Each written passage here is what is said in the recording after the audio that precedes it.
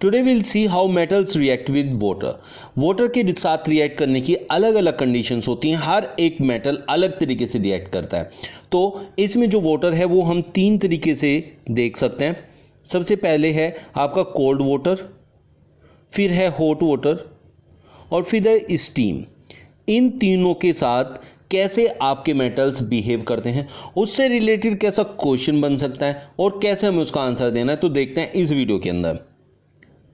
This is a question, ऐसा match the following आ सकता है और इनमें से कोई भी क्वेश्चन बन सकता है। इंडिविजुअली भी आपसे पूछ सकता है।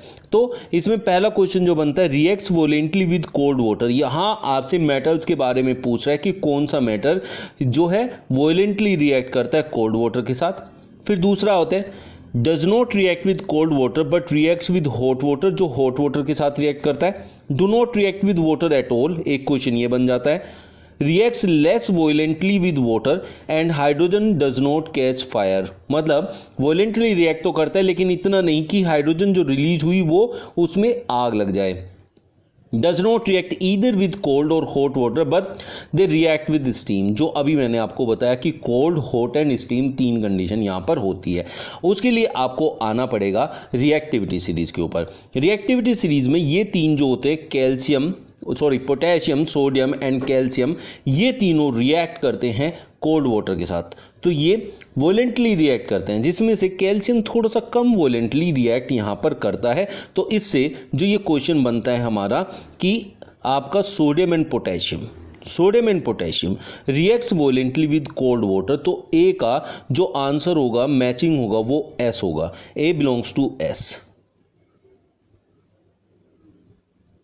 देन नेक्स्ट क्वेश्चन, उसमें नेक्स्ट जो पार्ट है उसकी बात हम जब करेंगे तो उसमें आएगा कि जो मैग्नीशियम है, ये मैग्नीशियम आपका जो है वो आपका हॉट वाटर के साथ रिएक्ट करता है। हॉट वाटर के साथ रिएक्ट करेगा, कोल्ड वाटर के साथ रिएक्ट नहीं करेगा।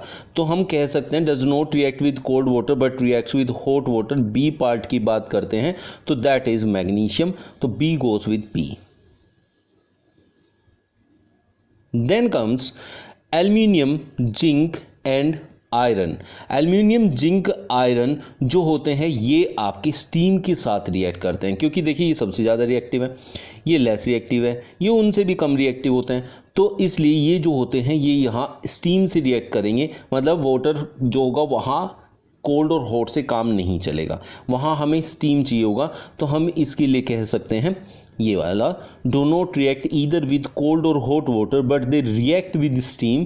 तो answer is aluminium, iron and zinc. E comes with Q.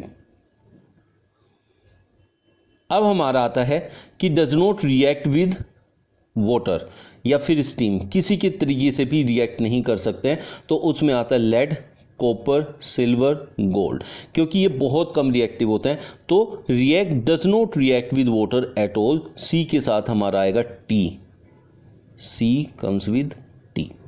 Now जो हमारा बचता है कैल्शियम। अभी मैंने कैल्शियम को पहले ही एक्सप्लेन कर दिया है कि ये दोनों बहुत विगरसली रिएक्ट करते हैं। ये भी कोल्ड वाटर के साथ रिएक्ट करता है, ये दोनों भी करते हैं। ये विगरसली रिएक्ट करते हैं जबकि कैल्शियम लेस विगरसली रिएक्ट करता है। तो जो वहाँ हाइड्रोजन रिलीज होती है तो उसमें आग नहीं लगती है। तो हम डी को कह सकते हैं कि कैल्शियम, तो डी कम्स विद आर। अगर हम इसको देखें, डी कम्स विद आर और E comes with Q, E comes with Q.